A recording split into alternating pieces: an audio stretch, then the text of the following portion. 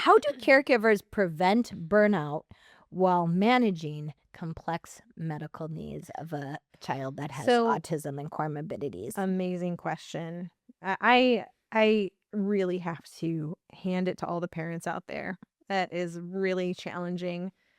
Ideally, all families should have access to some sort of respite care where they are given a break.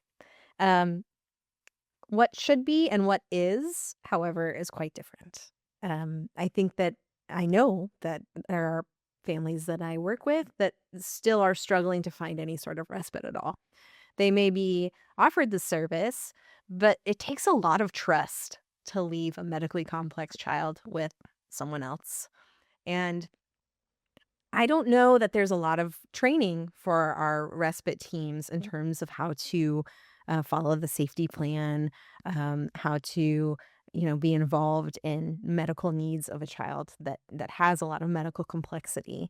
So I know that that has stopped some of the families that I work with from receiving those kinds of services. And then the stress levels are so high. They are. Because we're not just thinking about how hard it is to get through the day. There's always that constant worry of what will the future look like for my child? Yeah. And what can I do today that will improve that outcome down the road? And that is an unbearable weight when you really look at all the things that these parents are carrying. Um, Another area that I think we could really improve on, we could really do better in terms of respite care for these families. Yeah, because the breaks are just as important as the active work. Absolutely. That's really what it comes down to is like taking small breaks, medium-sized breaks, and big breaks as well.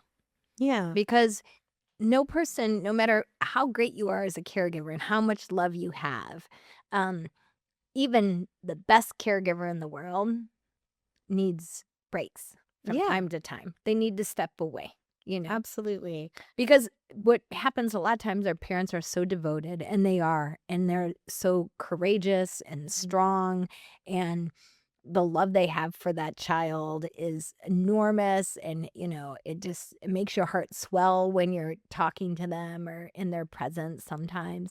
And but you can tell they're tired, like they've been up all night, and Yeah. they're a lot of times they're also working a job Mhm. as well. So Yeah.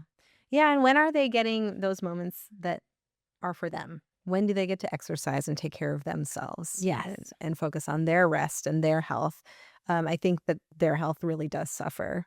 In fact, there is research that shows that they have an increased risk of chronic illness and an increased risk of acute concerns as well because of the stress load and because they don't really have the capacity to do all of the things they need to do for their child and then also the things they need to do for themselves. So they often sacrifice their own health, which is really sad.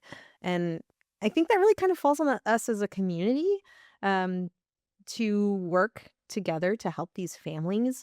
But again, we have that siloed system, right? Where you go to respite if you need respite, and you go to behavior if you need behavior, and you go to the primary care if you need your checkups or your specialists, right? These things don't seem to work together, unfortunately. And it would be really nice if we could find a way to connect all of these areas of care.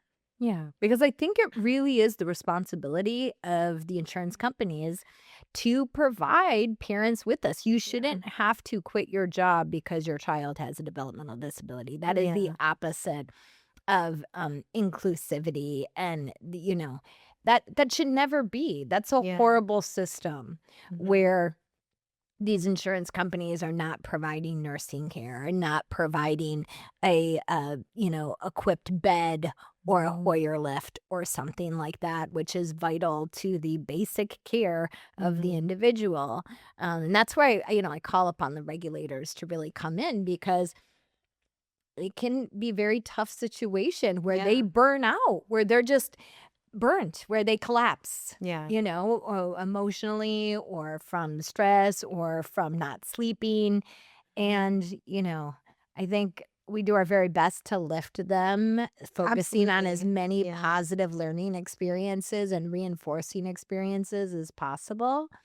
And some of our parents are amazing. They're so awe-inspiring. Yeah, they really are. Yeah. But they do burn out. And like, They need support, but you're Yeah. absolutely right that the funder part of this can really deter them from accessing the things that they need. And I totally agree. We need policy change to advocate for these parents and for their families.